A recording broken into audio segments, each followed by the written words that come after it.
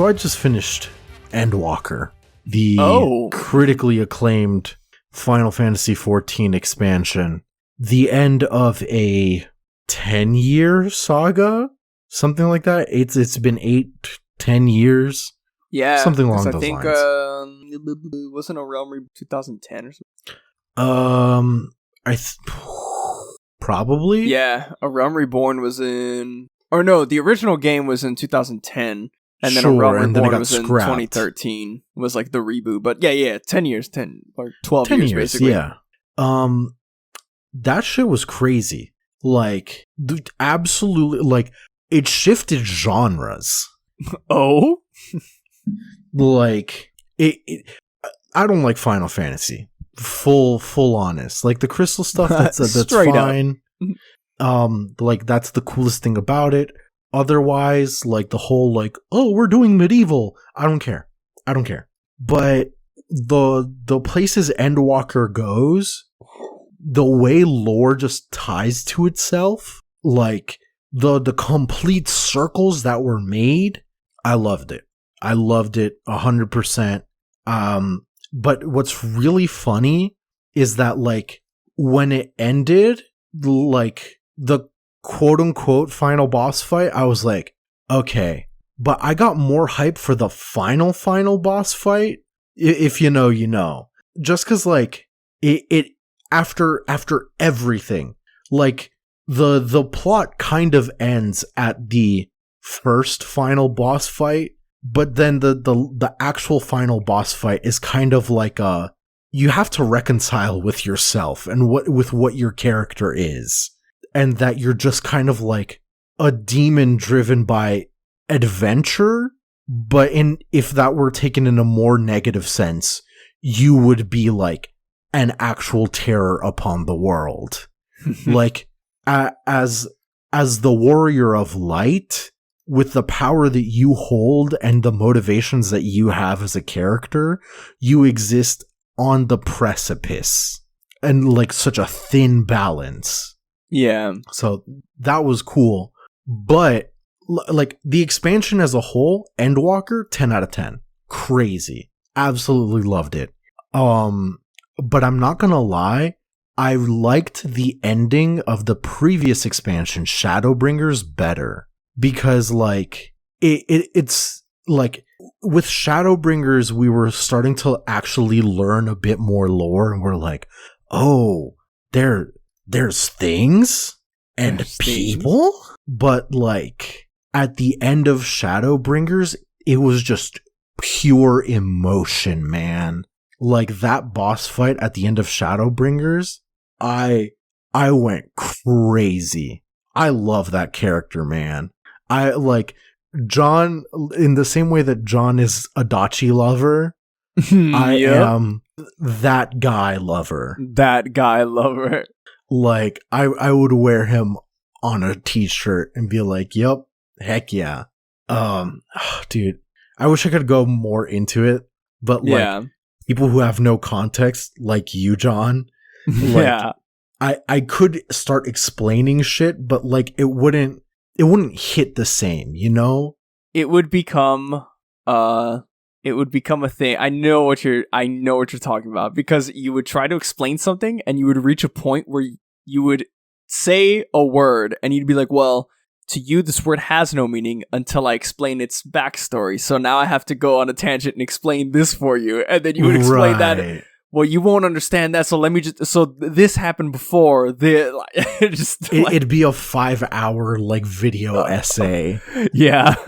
The world building of Final Fantasy XIV is so good, specifically because it is like very well lived in. It is so good about that, and it's just I've chef heard kiss. That the final expansion that Endwalker's like. I've heard the story is like amazing. Dude, it's like the lore master's game. If you like lore and you kind of like MMOs, you don't. Okay, hear me out. This is like a weird thing to like say, but 1 year from now, specifically 1 year from now, start playing Final Fantasy XIV if you haven't yet. And if you're the kind of person that like, oh, but I don't want to play with other people, very soon you won't have to. Because they're adding like NPCs for the dungeons. Personally, I think you miss out in some aspect of it, but also like, I'm not gonna lie, I personally don't like it can be very hard because if you're just getting into it and you don't know anything about the culture, certain servers, like the whole server will have like a slightly different culture, and it might suck. So I completely understand both sides of it. Yeah. But like that'll be an option. And if you want to start now, it is free until you hit levels. Like, it is free. You're capped at level 60, but you get the base game and the first expansion.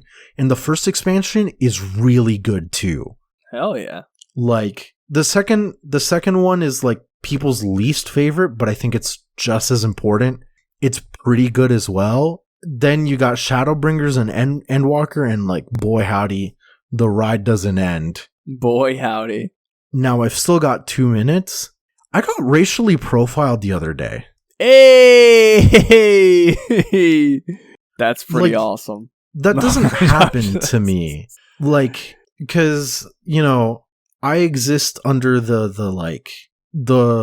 very fine line of like, I'm quite technically and very seriously a white person, but like, if you go to some places, specifically in the Midwest, or just go to super honky towns, you're clocked as a brown person. Yep. See, I get that too, because I'm white passing. Right. But like, I go to some place where there's a distinct lack of melanin and or seasoning. Yeah, and salt and pepper, and all of a sudden I'm the bad guy.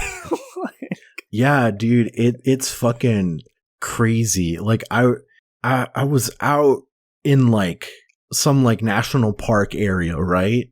And like Adrian and I are taking a picture, and some like honky old lady with some fucking Gucci bag. It had to be herself, the Gucci bag. And she came up to us and was like, looked at me, and like I was dressed very like I was wearing jeans and a Carly Rae Jepsen sweater with a baseball cap. The fit. Like, and she turns to me and she's like, "Habla inglés?" And I immediately was like, "Oh no." And then I hope you said that out loud. Oh no. I didn't, but I was very verbally like, "What?" And she's like, "Oh, could you take a picture of me here or whatever?" And like, you know, Adrian and I look at each other and we're like, "Yeah, sure, or whatever." And like, and then she's like, "Oh, haha, don't steal my phone." What? And I give Adri the phone and just walk away. What kind of like? Oh my god! Yeah. Like, both of those points, independent from each other, pretty bad. Yeah. In combination, it's dude. She went Super Saiyan Blue on you when she said "habla inglés." All right. She went Kaioken when she said like, you know, whatever. She combined the two. She said, "Don't steal the phone." Oh, dude, dog. Oh my god! Like, it's crazy. Like, living outside of Miami. Oh god. Is like the greater Miami area, like, yeah, is crazy. And like, you know, I'm planning to move to slightly honky town. Like, I don't know how prepared I'm gonna be when like I finally move. 'Cause I swear to God, if some honky catches me on a bad day saying "habla inglés," I'm gonna be like, "Ma'am, I'm a honky. Shut the fuck up." Ma'am, it is I, the honky. Like, it just blows, man. Like, it's not that bad, truthfully, but like it just doesn't happen to me that often. Yeah, no, yeah. And so like having left my safe space, Yeah. Dude, I feel like for everybody, like it's one of those things where it's like I'm like nervous laughing right now because I'm just thinking like if I was in that situation, like I don't know what, excuse me, like, and I don't know. Look, if you're listening to the show, if you know, like everybody's probably been in a situation like that where it's just like, is this a joke? Like, are you kidding me? Dude, it's crazy because like I can interact with cops in like greater Miami and like I'm very white to them. Yeah. But I don't want to look at a cop here. But I will say, so Whataburger, whatever burger. Oh, Chicken Express, that's where it's at. See, I don't even know what the heck a Chicken Express is. Dude, I didn't know till like the other day, and my in-laws were like, yeah, just get some Chicken Express. I'm like, man, I don't know. I'd rather just get some Sonics or something. Whatever. Like, that shit was good. And like, it's just unavailable outside of like very specifically the South. The South, comma, except Florida, as is usually the case when you talk about the South in the US. Yeah. I'm trying to look up their freaking website, and their website's down. Like, no way. Well, it says this site can't be reached, like DNS probe or whatever, like dog. chickene.com. Oh wait, no, it came back up. Oh my god. It came back up. That's how many people are trying to hit this Chicken Express that their website is crashing. Dude, just you and me, we basically DDoS them. Their website saw 2 people go on their website and shut it all down. It's a hack. Oh, this Lord. This is a code black. Like code. This is God. This is like World War IV levels of emergency. Dude, what I had was like the chicken tenders. Ooh, so like the good. tenders are breaded different from like the bone-in stuff, and the tenders can be served spicy. So that's what I did. But then on top of that, their fries are just really good. They're like Checkers / Rallies. Oh, hell yeah. Wait. Dude, this place looks crazy. They got all of Texas on lock. Dude, yeah, no, like it's like mostly Texas. Some in like Louisiana and the South generally, yeah. Yeah. Some of this state that I don't know what state it is. Damn, West Coast doesn't have Checkers much? Sucks for them. Anyways. We are Paramecia Fancast, the One Piece fancast, where we review the latest chapter of One Piece and have a different One Piece related discussion every single week. My name is Franz. My name is John. And notice how we didn't say we're not a fast food podcast yet. Keep your eyes tuned. keep your eyes peeled, boys. Dude, I wish it was like more feasible. Like, you know how they've got like we're a box service and we bring you like snacks from Japan or whatever. Oh my god. I won't say a name unless they sponsor us. Yeah. If there was a way for like I know what you're saying. Yeah. If there was a way like, to sample different fast foods around the world. Because like, okay. My god. It goes both ways. I'm not even saying around the world. I'm keeping it small. I'm keeping it the US. Because like, well, even just that, there's so many. There's so many, and there's so many that are good. Because, like, I wish I could bring you some Chicken Express. And I wish I could share the gospel of Chicken Express to people outside of the South, comma, except Florida. But at the same rate, people outside of Florida, Georgia don't know what a pub sub is. You know? So we could set up a barter. Like, I'm not even just saying a barter. I'm straight up just like, every month you get a different fast food thing, except for the ones that are everywhere, man. this is how we will bring people together. This is how we will end all issues. Because, like, people are so fucking, like, it will become instantly viral because of how, like, vehemently, like, patriotic people are about their local fast food. Yeah. I know damn well, like, some influencer's gonna come out of nowhere and be like, Chicken Express, you got this month is Chicken Express on the fast food box. You guys gotta use my coupon code. Chicken Express is the best. This is your best way to find. Dude, and then at the same time, it'll be like, XQC called the Jack in the Box box. Yeah. He called it ass. XQC calls Jack in the Box mid. and then, like, Stone Cold Steve Austin straight up just clotheslined someone for saying that the Whataburger one was ass. Yeah.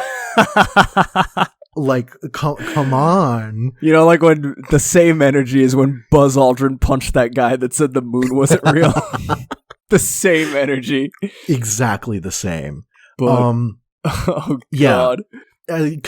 If you're a longtime listener and you've noticed that we're at the 20-minute mark instead of the 10-minute mark, it's because there's no One Piece. We're a break week, and we definitely, one of the other break weeks, talked about some good beginnings in Shonen Jump recently with some of the new mangas and how, like, right out of the gate, they're swinging homers. And, well, now we're going to talk about some endings and how we feel about them. And I don't think there's... I'm not going to say, like, a grand slam home run. I'm not going to say it's out of the park, but... Yeah. I don't... well, let's talk about it. Yeah. And we're not going to beat the very dead and very beaten horse that we go on about, like... Oh, like, rest in peace, some random 10-chapter thing. Y'all have heard that, like, 5 times now, from us specifically. Yeah, y'all, you guys already know that Phantom Seer deserve it. Oh my god. Or the Red Hood. Dude, the Red Hood artist, Kawakuchi, they've been posting on Twitter, like, some ideas of, like, the world that he had, the ideas that he had seemed to be good. He just was forced to shove all of it into, like, 10 chapters. But yeah, he was like, oh yeah, he drew, like, this, like, witch character that appeared in the run and was like, oh, she's on this, like, mechanical broom. You might be thinking, why's that? Well, the way, like, it would work is, like, the spell for, like, levitation and the spell for propulsion are 2 different spells. And for a mage to do both is possible, but it is, you know, more exhausting. You're expending yourself more because you're doing double duty. So, having, like, a propeller, basically, on, like, a mechanized quote-unquote broom at least takes care of the propulsion, so you only have to focus on the levitation spell. And, like, yes, it is, like, post-lore drop, you know, it is slightly a la J.K. Rowling, but, like, J.K. Rowling had several thousand books to, like, say the dumb shit she had to say. Yeah. This man had, like, a scrap of few pages. Yeah. So, let me have this. I'm on his Twitter right now, and he's drawing, he's doing, like, a speed drawing of, like, a witch on a broom, and the broom is attached to, like, like, you know, the planes with the planes that land in the water, and they have, like, the pontoon planes? The pontoon. Yeah. It's like a witch with her broomstick using the propulsion or whatever, or the levitation, and then, like, a plane built around that, and it's, like, so fucking cool. Dude, like, I know, there's so much promise there. Yeah, I know I will say, a lot of these manga, they got Japanese volume releases, and I think slowly Viz is bringing some of them to the English release. Yeah. I think Viz brought Cop and Dolphin. I think so. Like an English, like, volume release or whatever. I know the guild, the Hunters Guild Red Hood, in the final volume that was released for it, there's like an extended ending, and it's he drew and wrote like an entire epilogue for like the story that's in the final volume. I haven't read it yet. I'm trying to find like scans of it because I don't think it's out in the officially States yet. Right. Yeah. But I just saw that and I was like, man, like this series it had such promise and it was so cool. We said we weren't gonna get into it. Yeah, we said we weren't gonna do it. I know, but I'm gonna do it. All right. Look, it just sucks when you see something like just super creative like this. Yeah. And it just doesn't get the chance it deserves. Like I guess I'm kind of biased, but I'm unabashedly, unapologetically, like, I'm in it for the style. If you show me something that looks sick, like, I'm all about it. I was like, a lot of I love anything Studio Trigger. Darling in the Franxx, the ending sucked. The ending was horrible. But I was there every episode because I was like, you know what? This artwork is godlike. The mechs are cool. And the ending went from 0 to 1,000 and the action was added. Like, dude, I love it. Dude, I have the same brain worms because, like, I'm like, I don't have a job. Like, I haven't had a job. Because, like, part of me is, like, recovering from my previous job. And, like, I'm also, you know, this whole shit. Yeah. And, like, but I saw this, like, cute new game that had, like, really, really good art style. And, like, my brain immediately was like, I need it. Yeah. Feed me.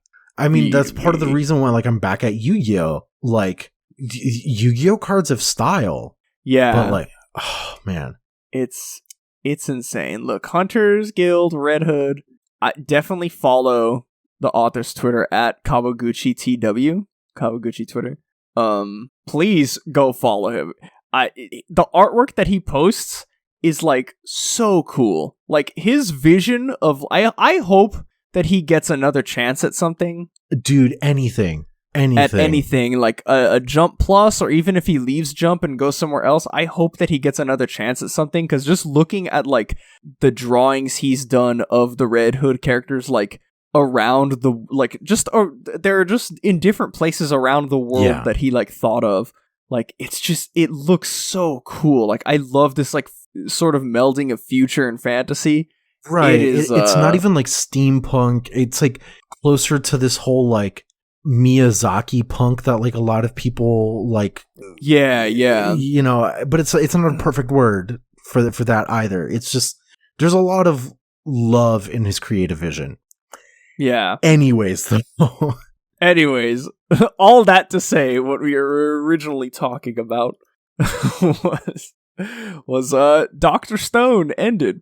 Yeah. The final chapter was published in Shonen Jump. Like, it was kind of like seen coming for a bit, because the last arc was basically just like, hey, the thing that we were going to do for like quite a while, the thing that we said we were going to do, we're going to go do that now. You know, like, if it was One Piece, it's like, hey, we're gonna go get the One Piece now. Yeah. Like, so we saw it coming, and I'm not gonna lie, like, I still think Dr. Stone is great. I would definitely still recommend it, but the ending to me, I don't feel like it was rushed. I just feel like it was like, yeah, okay. Yeah. I kind of agree. I like, not to say that I find it bad or anything. It's just like, right. I feel like it, I don't know. It built itself up for so long for such a big thing. And even like the final, like, I mean, spoilers for Dr. Stone. We're going to be talking about the ending. So if you haven't read it yet, maybe, go and read the final couple chapters. So you have like all the context or whatever. But yeah, like when they finally got to the moon and met the Y-Man, and like even just the explanation of like what the Y-Man was and their motivation, it felt like it was cool, but it was also like it just felt like they just rushed, like not like rushed through it. It just felt like it came and went very fast. Right. It didn't feel like, in some aspect, it didn't feel like we earned that. Yeah. But in some other aspect, it was also like, oh, yeah, okay. This does add up. I just, Yeah. It presented a lot of things to the reader at once that it like, it presents you with this big idea and it ends the chapter on like, oh my god, like this is the Y-Man? Like what? And then like in the next chapter, like any of the big questions that you had, it just kind of very offhandedly like this, and this. Any more questions? And I was like, oh, like, well, no, I guess. Because it just felt like antithetical to how the rest of it was like written in some aspect. Because like Dr. Stone was very much like, here's a problem. Here is our scientific solution. And this is our path towards a scientific solution. It was very cut and dry in that aspect. Yeah. And then conflict was introduced along the path towards that scientific goal. And like, in order to reach the moon, we had that. And that was very exciting. But once that happened, it was like, we got to the moon, we talked to Y-Man, and then it felt like there should have been like one more. That's how the action happens through the series. And I don't know.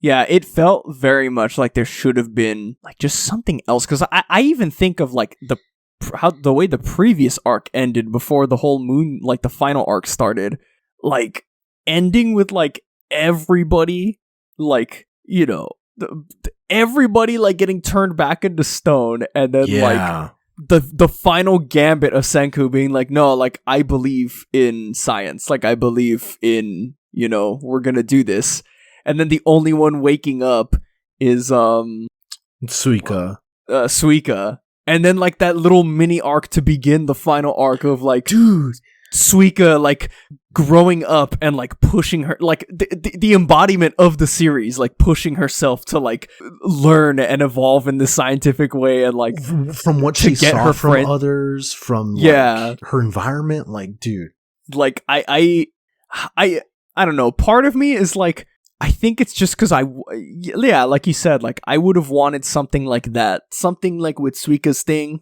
If the story had ended with something like that to encapsulate, because that, like, to me, the whole Suika to start the final arc, like that journey of hers, to me, that is just like the perfect like end cap to encapsulate like the whole series and what it was about. Yes. Like, I don't want to say that like it should have ended there, right? But I feel like something like that was definitely. I feel like the idea of ending like that is what I want. If that makes sense to anybody, like I totally see what you're saying. Like, and we do see something like that a lot in like other shonen endings where it's like a passing of the torch or something. Like, even with Demon Slayer, the ending was kind of just like them in their next lives, which makes sense more for Demon Slayer rather than something for Dr. Stone. Yeah. But it's still like this is what we fought for kind of thing. Yeah, the Demon Slayer ending definitely, I like, some people talk about the Demon Slayer ending and like, the pacing up to the final fight and stuff, but I thought that the epilogue was really good because it fully encapsulated the whole idea of like the story and the characters of like they fought so hard through the entire series for this. Like that's what they were fighting for the epilogue, for the kids to live in like this demon-free world. Like that's what they were fighting for. Yeah. And they finally got it. And the hardships that we had to endure, like it was worth it when you see the kids and everything. Like, yeah, I mean, with Dr. Stone, it's kind of just like I just really can't find understanding or find any motivation as to why it had ended like this. But at the same rate, I'm also just not gonna go looking for it because I worry I might find more disappointment. Because like I don't think it was on Jump's part, really. Yeah, part of me might like it. I don't know, because I definitely don't think that we've seen when Jump is really pushing something to like, and they go all out. They make sure that it's apparent to everybody that it's like, no, we're ending this, like, haha. And I never got that feeling with Dr. Stone. I got the feeling from Dr. Stone's like ramping up of the pace and stuff, again, the same feeling I got with Demon Slayer. Like it felt like, really? Like we're speeding up now? Like we're ending now? Like that's what we're getting to? Demon Slayer is probably like a good parallel because like it kind of felt like I believe it's Gotoge just wanted it to be kind of done, really. Yeah. Like not that like they wanted to give up or that like the Andy meme like, oh, I don't want to play with you anymore. Yeah, but like it had reached kind of like its logical conclusion, and all was said, all that needed to be said was already said. Therefore, they didn't really have anywhere else to go. So it was just like, okay, fight the big man. Yeah. A good example of something that's happening like that now is actually Mashal. Oh, really? I need to catch up on Mashal. I admittedly, everybody in our Discord every week is talking about Mashal, and I'm always like, damn, bro. Like I need to get on this, because like I read it when it started, and I was like, oh, like, you know, like I get it, funny like manga, like the premise is funny, and then like the more people talk about it in our Discord, Paramecia Flower Capital, permanent invite links in all of our social media, like every time each week a new chapter comes out, everybody is like, bro, Mashal's getting so hyped, like the fights are sick and like the story. I'm like, dog, I need to catch up. It is fun. I do think that it's like I'm having like a bit of an issue because like I don't really have much of like a retrospective on it, but it feels like it's rushing itself to get to some end. Yeah. And that it's not that it's fine, it's just that like, okay, yeah, it's like hitting a little over 100. It makes sense.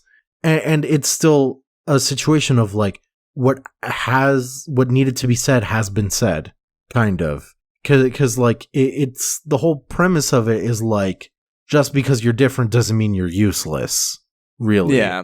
And every fight goes that way. It's just that what's happening now is that the main character actually finds himself challenged in some way. Yeah. Okay. So like we a couple of chapters ago, we got a like recreation of Rock Lee versus Gaara, like, oh hell sensei, yes. Can I take off the weighted training the training weights? Like we got some of that shit, and it was like, oh, okay, pretty hype. But I won't lie in that I fear for its pacing in some aspect. Like I don't know how to put it, but it's just like it feels like we could have had more character moments instead of just being like the big bad guy. Okay. Yeah. That's I don't know. That's the tough part of like, I don't know, I guess just like, I don't know if it's just the like shonen genre in general, or if it's like just a Jump thing, or like I don't know, again, because it feels like, I don't know sometimes if that is like, if the Mashal author just wants to like, yeah, like I'm getting close, I just want to end it, but it's also like, yeah, okay, like that's cool, but also like maybe, I don't know, like maybe wrap up the ideas. Again, because I don't want to say that, like, oh, maybe wrap them up in like a good way, because then it's like, well, like, I don't know, maybe I'm not seeing something and he thinks it's good, and it's like, you know, I maybe I suck, all right? Yeah, it's a little inflammatory to put it specifically that, but I know what you mean, and like personally, I think part of it is a issue of either the medium or the publishing culture. One or the two, I'm not sure, because like One Piece has some like pacing issues, truthfully. Yeah, and like it's a lot harder to see because it's like 1,000 chapters long. Yeah, but we get some waves and fluctuations, and we miss out on a lot of stuff that you would see in other shonen series. But like when it comes to One Piece, Oda had like a beginning, an end, and some middle ideas. Yeah.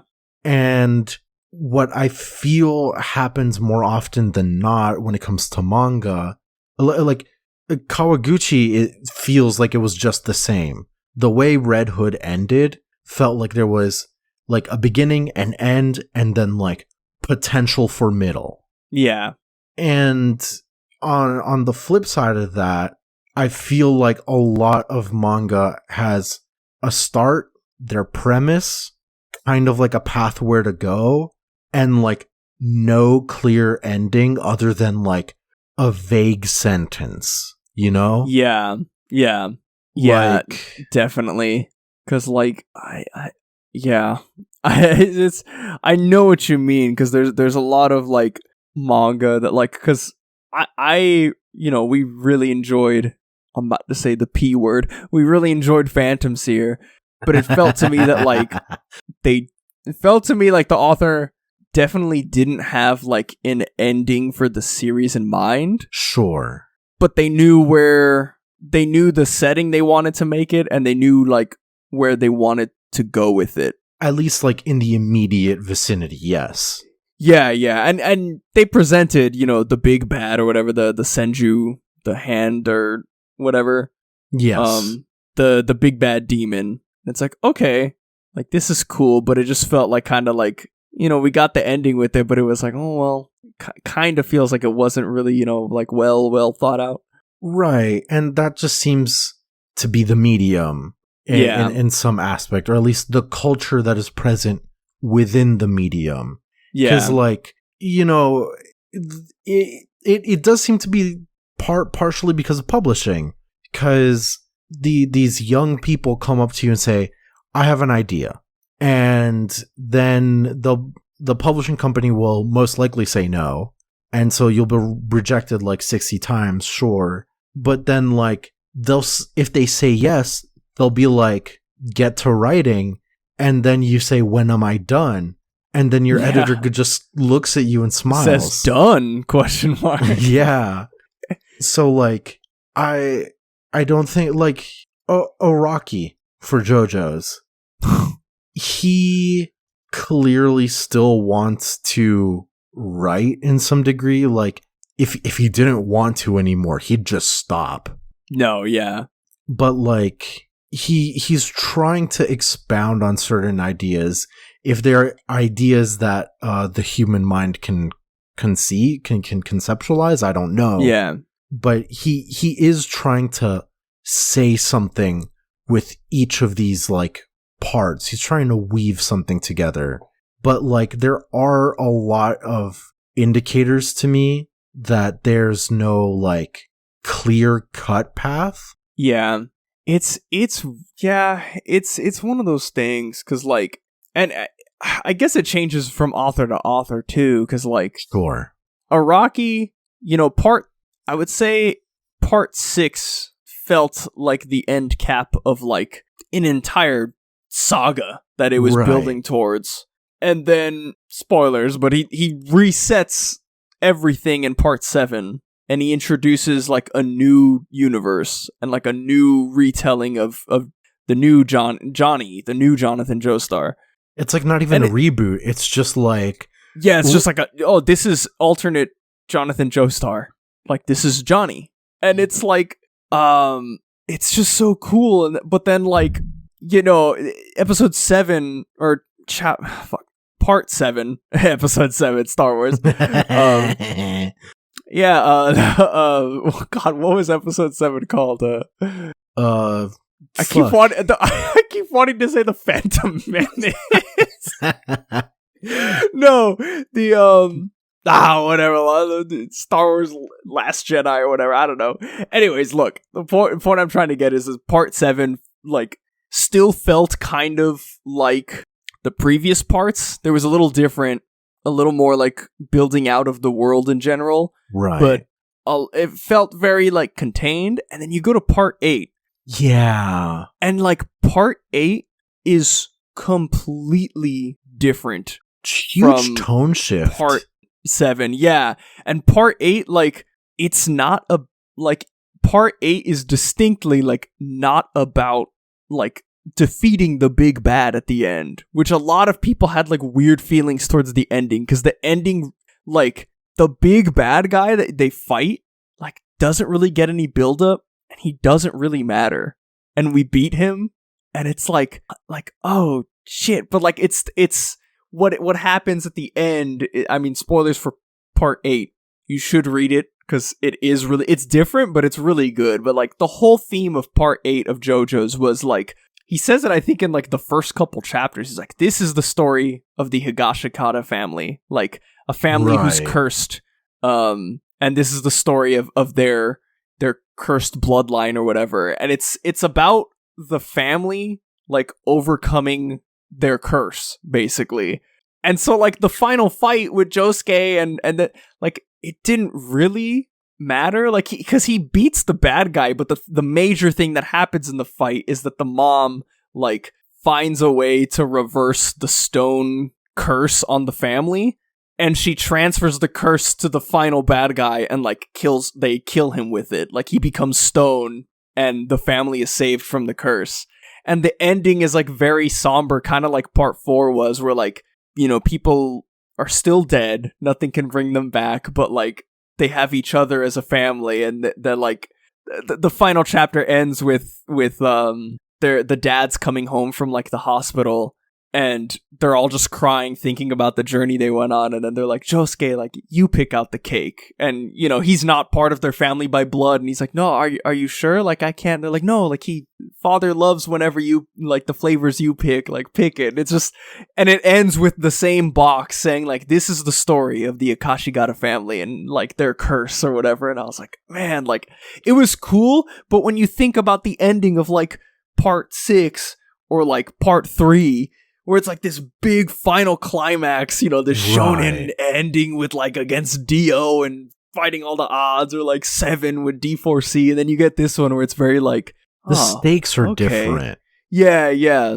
Because like, you know, like, you know, before it was like Dio, and then honestly, till part 7, it's just Dio. Dio's the big bad, and then like the just not the abandonment of like Dio as an antagonist, but just the moving past it, I think is a good idea.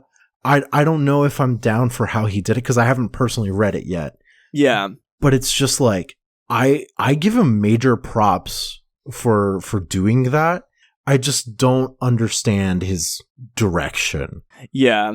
And he's one of the ones that is very, I mean, I know the meme exists of like, oh, lol, Araki forgot. But he is, like, he, you know, it's a meme. Like, that, you know, it's not like 1,000% true.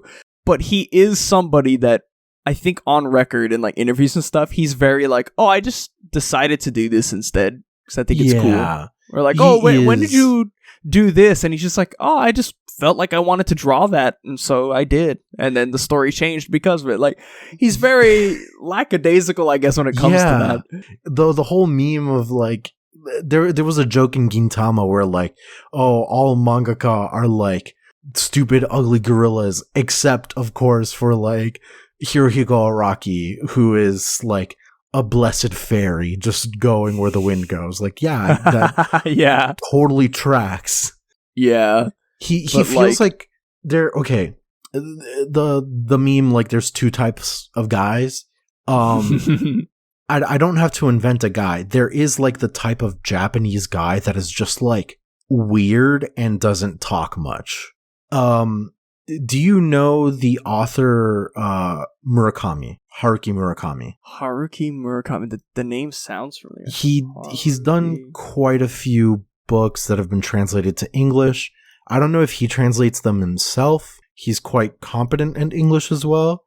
Fun fact. I've seen the covers of the course, books. the 180Q something. Yeah. That one. That's like, that was really prominent for a while. What was my fun fact? Oh, he did the Japanese translation for The Great Gatsby. Oh, that's awesome. But he's like a weird dude. Not like weird, but kind of just like, the man's like super about his hobbies to the point where like he does still write, to my understanding, but he's more of a radio DJ now. He has his own like talk show. Cool as fuck. He runs his radio station, and apparently the man is like the most extreme audiophile, like a basement dweller level audiophile. This is actually hype. And so like this guy. That is the like level of weirdness. Like you look at him and he's just like a guy, right? Yeah. Of course, like Araki dresses a little flamboyantly, but like he too is just a guy. You look at him, and then like there's something in the mechanisms of his brain is just like he is very different, and I cannot explain. Dude, that's how I feel about a lot. That's how I see Araki. Like a little more like he is just built different. I don't know what it is about him, but he is just built actually different. But no, I all of this to bring it back to like the Dr. Stone like ending, and even to an extent like My Hero getting close to an ending. It just feels very like, I don't know. It just feels very different. And I don't get me wrong, like the way it ended was good. Like there's nothing bad about it. Like I thought like, you know, the wedding scene, and then like when they go to the final like part of the chapter and Senku is building a time machine and he's like, oh, like with science we found a way. Like we can go back in time and we can save all 7 billion members of humanity. Like we can go back in time and just prevent like, everything. Yeah, we can prevent it and save them all. And it's just like the message at the end was the message really good. Yeah, the final lines like, he's like, even Whether if it takes a millennia. Yes, yeah. And he's like, 'cause science pierces across time itself to discover and unearth new rules about our universe. So I say get excited. And even like the part where he's like, oh, like rather humanity could really pull this off one painstaking step at a time. We can build a time machine like over decades, centuries, even if it takes millennia. Like I like the message. It's just part of me was just like, there wasn't like action to it. There wasn't like movement in the same. And don't get the message is the same as the Suika moment. Like it is the same message without the impact of like what happened to Suika. I think, you know, you nailed it right on the head. Yeah, that's the best way I could describe it. Like the message is the exact same as the Suika moment, but like it, to me, it did not have the same impact as that moment.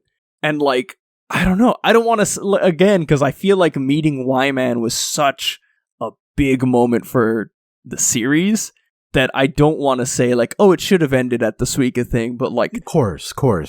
I feel like it would have hit so much different if there was, you know, if I can backseat mangaka for a little bit, like I feel like it would have hit so much different if there was something on the same like scale as the Suika thing, like to go along with this message. Because like we do have like some emotional impact, but it's just like tangential stuff. It felt like checking off like a list, and like you know, I'm back to like what I was saying of like it's a publishing bug.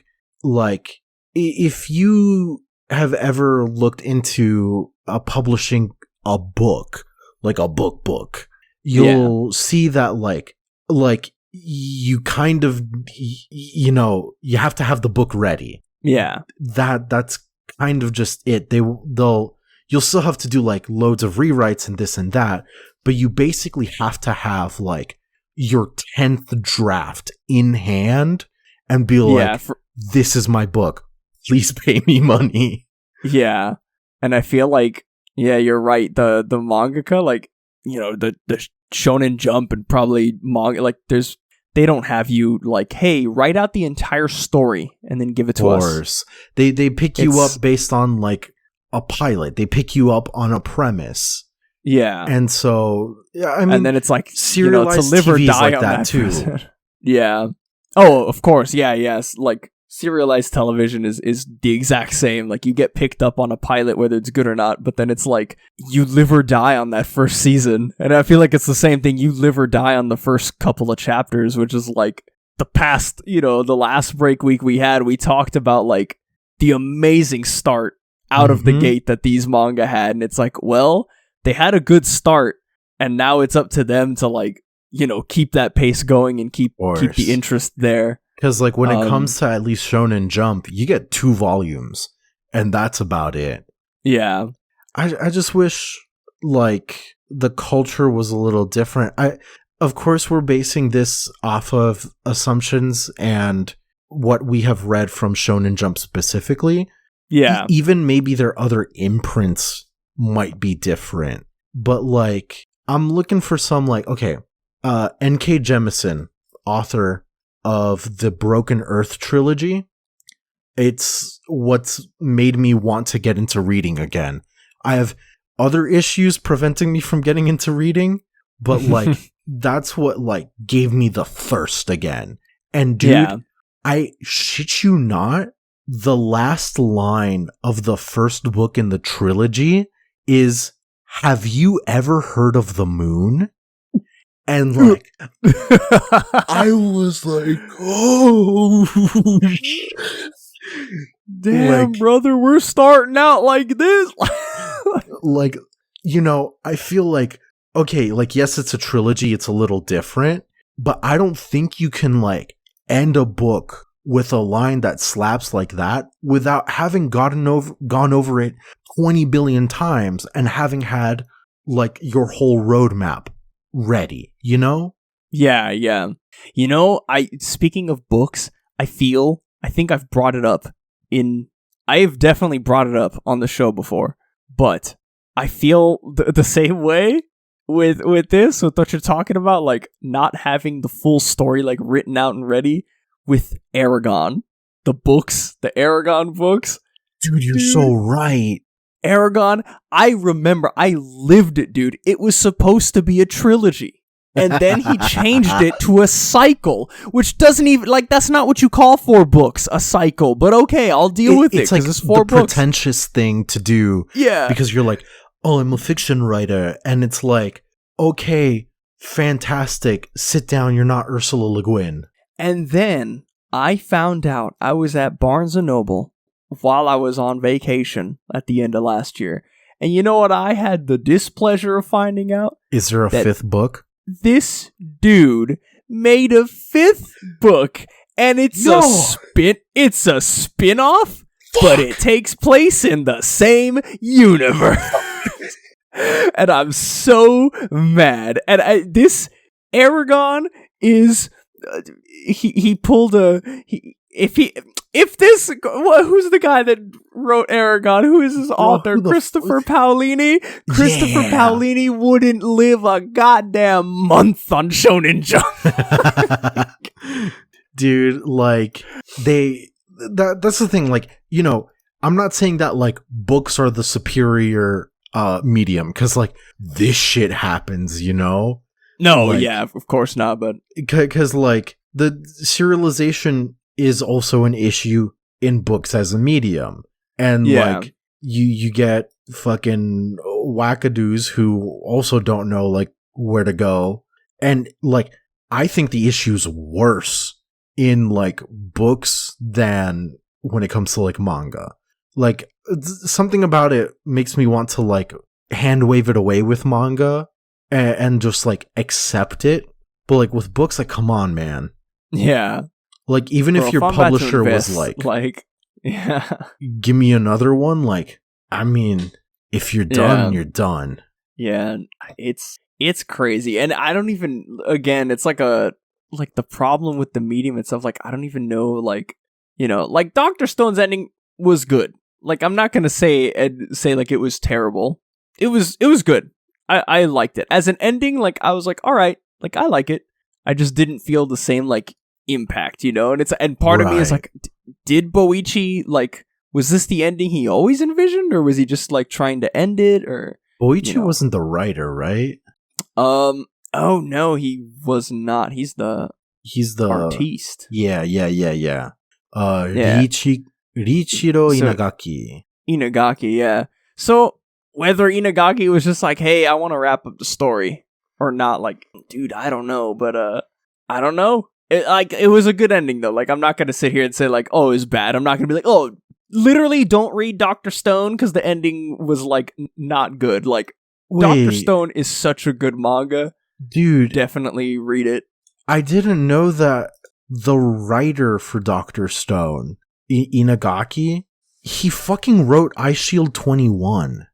Oh my god. Isn't that crazy? This man And goes from like, I'm gonna write about American football. Yeah. And oh god. Ice Shield 21 had some. Now that I'm thank god. Wait, was it Ice Shield 21 that because Ice Shield 21 was the manga that was drawn by Murata, the guy that does One Punch Man. Yeah.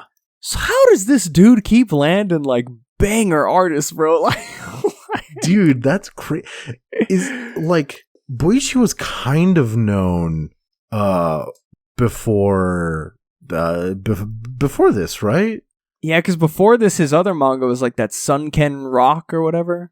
Oh yes. I think it's quite literally about like a buff Korean guy or something. Well, Boichi's Korean. Yeah. So but the manga is about like a buff Korean guy who's like in love with this like Japanese girl or something like that. Okay, yeah. Oh, he wrote it too. Yeah. Interesting. Yeah. Okay. Yeah, interesting. It's autobiography, but yeah, that's what I was thinking. Yeah, I'm like, yeah. Damn, this man's really out here. Wait, he drew some Trigun stuff? He wrote some Trigun stuff. What? Boichi's in troll, man. This is crazy. Look, all this to say, Dr. Stone, the ending, it was good. I do feel that something was a ball was dropped somewhere. A ball was dropped and hastily grabbed again before it touched the ground. And I don't know if it's just like we talked about, something that has to do with the shonen, like the manga distribution machine in general.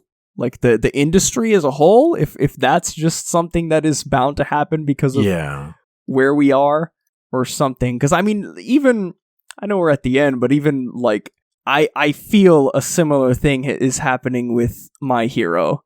Like, yeah, we're reaching the end, and we knew what the end was supposed to be, and it just like it feels like we've skyrocketed to the end, but I don't know. There's some stuff that's going on in My Hero that I like, but also there's other things that I'm like, it feels like we sped up way too fast to this ending. Right. And like, it might be also, in that case, our taste might be a generational thing.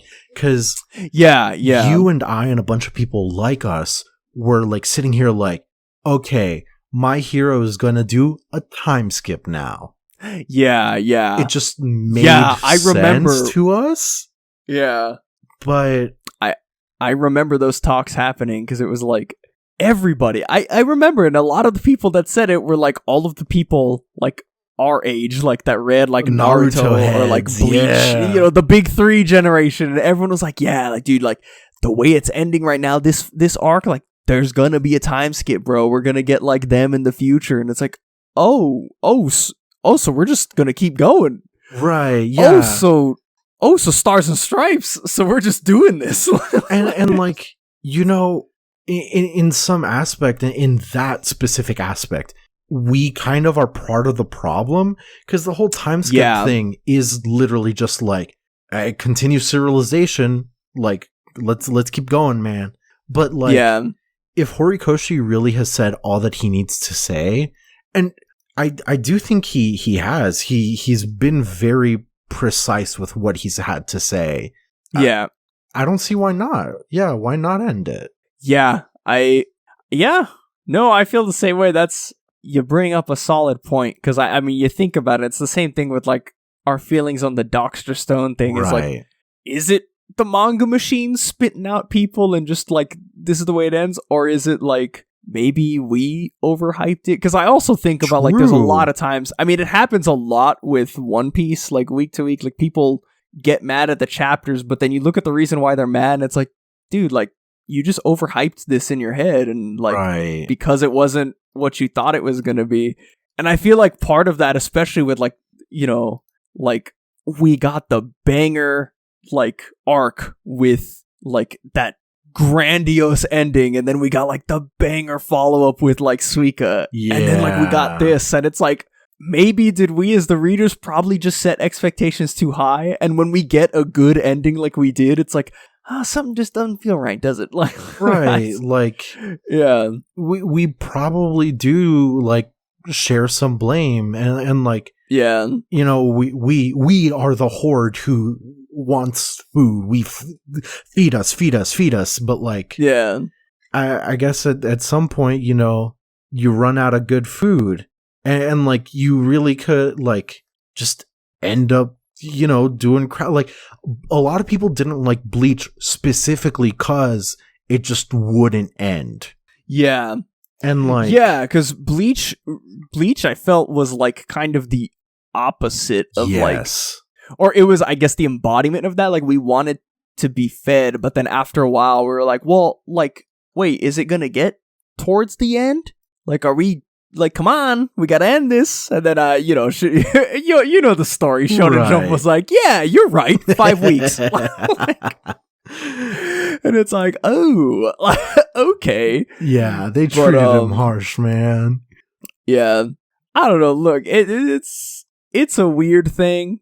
I know we talked about like the endings of these and kind of how we're feeling towards it, but I don't even know. We got real existential with this one. I will say, just if you like a series, you know, definitely support the series in any way you can in the official manner, obviously. Like, buy volumes, you know, like everything. But also, like, I don't know, just if you like a series, definitely don't let it consume you, because that's a surefire way to feel like we feel about the Dr. Stone ending. And, you know, like One Piece and its community is mired with that.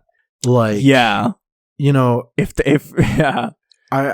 there's any way to tie it back to One Piece in any way, it's like, dude, every week I see people complaining about chapters, and you see the complaints, and it's like, bro, you have overhyped this to the absolute extreme, and you're disappointed that your theory didn't come true, and now like the series is terrible.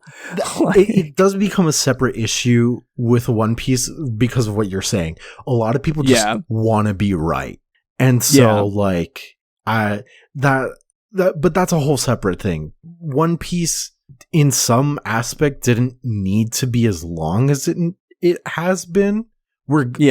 But we're glad that it was, because Oda did have like a beginning, middle, and end, but the connection points were very loose to him, but like his sense of world building is so driven that it has a lot to say in itself. Yeah. And that's what's made the journey thus far exciting.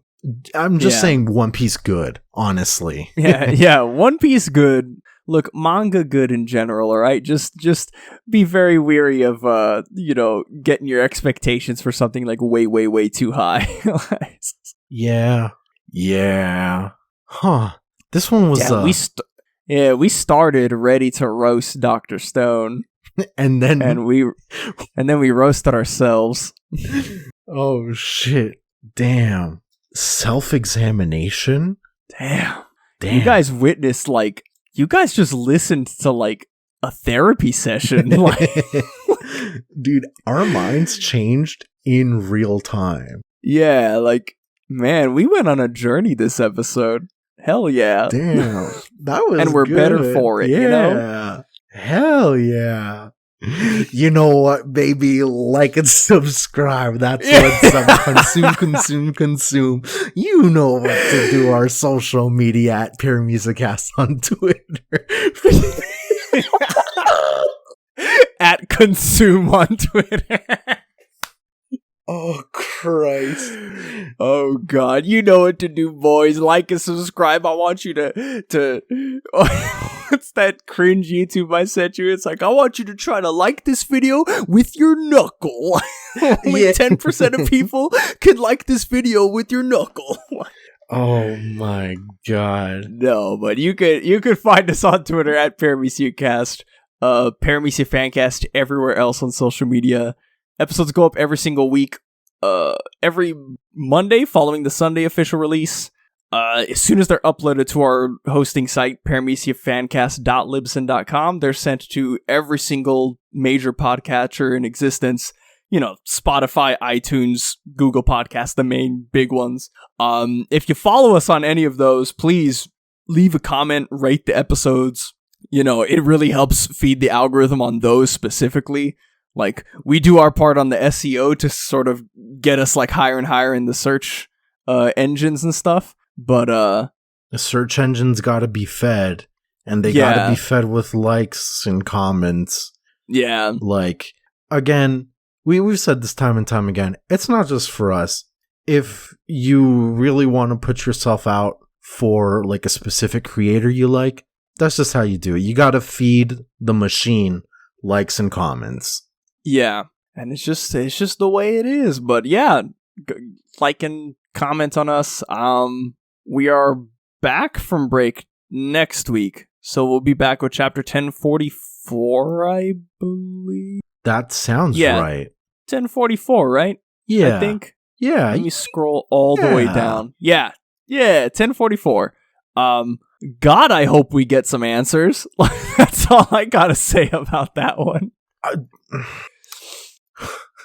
Dude, don't go expecting. What did you learn today? Yeah. Oh, yeah. What did we learn in therapy today? Okay, no expectations. We're gonna cut away to Bon Clay. Okay, got it.